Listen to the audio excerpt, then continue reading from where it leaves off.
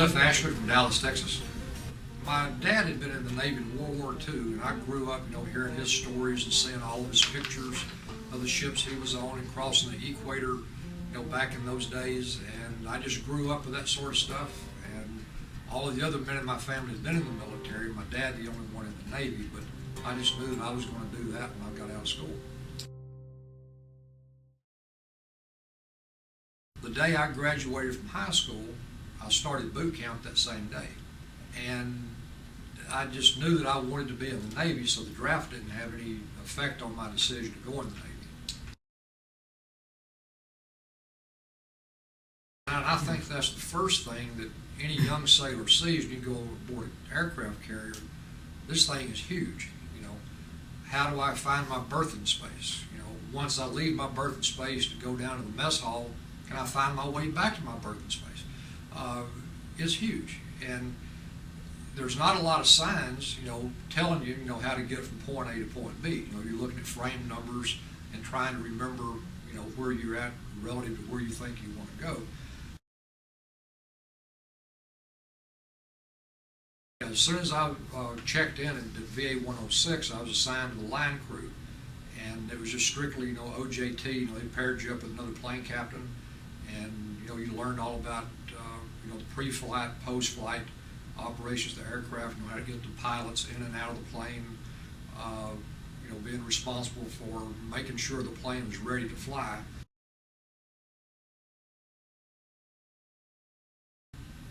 When you cross the equator, they basically stop the ship. And anybody that hasn't crossed the equator before, like I say, is still a pollywog, and that was from the captain of the ship on down. Now the captain, Captain Beeling, had been in the Navy for years, but had never crossed the equator. So he got sort of the same treatment, maybe not quite as bad as the rest of us, but he was wearing his clothes inside out and backwards. Had to go by and kiss the royal baby's belly that's covered in tail hook grease. I'll never forget that man. He was a first class petty officer on the flight deck. His last name was Shoemate, and had this great big belly, and it was covered in black tail hook grease. And if you tried just to get by real quick, he'd just get you by the ears and rub your face all in it. They had these big garbage chutes that they had kept all the food scraps for days, I guess. Had these huge canvas chutes. You'd crawl through it on your hands and knees through all this garbage that was halfway up to your chest. Looking back in retrospect, yeah, I wish, all of us, especially the flight deck personnel, had gone through, extensive firefighting courses. It would have, made the outcome, I think, somewhat different. Maybe not in terms of loss of life, but certainly by the way, the fire was contained and fought, there afterwards. It was certainly a dangerous place to be. You have planes, especially at night. I could spend a lot of time talking about night flight decks. Somebody talked about that. But, during the day, of course, you've got planes, turning up, jet exhaust you can't see. And the noise is deafening. Everybody's got on their, sound attenuators on their ears. So it's all a dull roar, and you can't tell if the plane next to you is running or the plane in front of you. So if you're not watching what you're doing and you're walking around, you can run up the tailpipe of the plane and then be, blown completely down, or blown off the flight deck. That's not unknown to happen. And one of the things that made it dangerous too is if you did have an accident, if you went over the side, you didn't have any, flotation device or anything where. I see, movies or films of, the guys on the flight deck now, they've got, life jackets or life belts of some sort. Most everybody has some kind of communication gear, in their Mickey Mouse ears that we used to call them the sound attenuators, where when I was in, you just had those and that was it. So if you went over the side, you better start swimming if you survive the 90-foot fall to the water. So.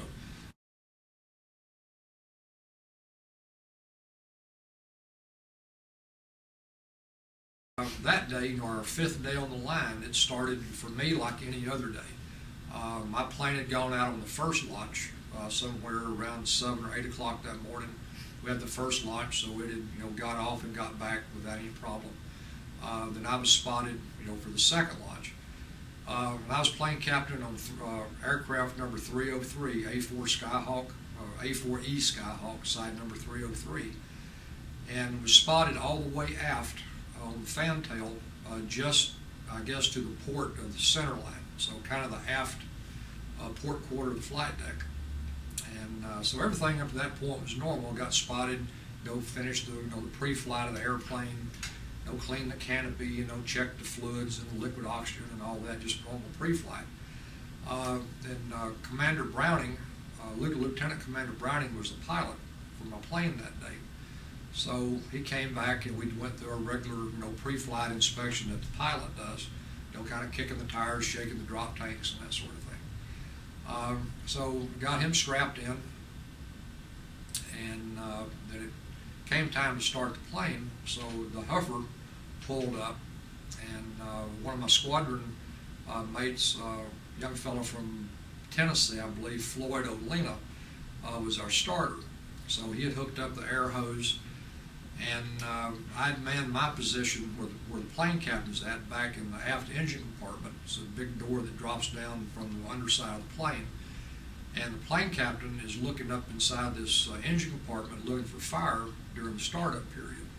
So I believe we just applied air to the plane and just getting it starting to turn up.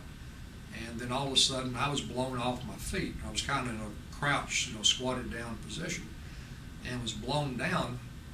And I looked up, and from under the belly of the plane, all I could see was fire. So I jumped up and run up to the front of the plane, and it was at that point, it was just a wall of fire, just coming right back straight to us.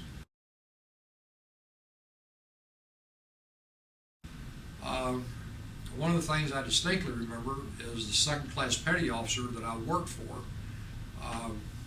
He just came right out of the fire, just absolutely, totally engulfed in the flame. And that was kind of took forward and off to my left a little bit. And so I grabbed Olena by the arm, and he and I took off, running up and kind of starboard. And we ran up under the tailpipe of another plane that was running, and just blew us down. And we picked ourselves up and started running again. And I looked back over my shoulder, and all I could see behind me at that point was fire. And at that point, I remember thinking that the pilot, wasn't going to make it out. So we continued running forward, and the best way to describe it is kind of like running in slow motion. All of this explosions, or not at that point, not explosions, but the fire and everything was all around, just, the red fire and the smoke, and you could see people up ahead of me, running out with fire hose or just running out.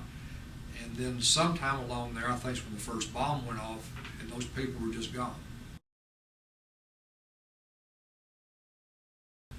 But luckily, though, Lieutenant Commander Browning did make it out.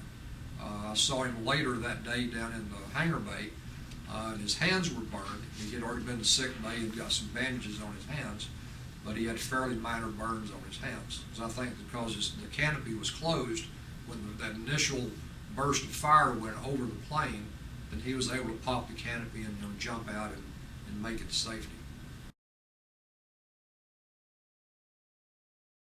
When I had got up close to the island, just before I got off the flight deck, there was a pilot that was wounded, had a wound to his shoulder and his leg, and I kind of put my arm around his shoulder and escorted him, down, to the hangar bay, and then we got down to where the bombs were being thrown off, and we kind of split up at that point.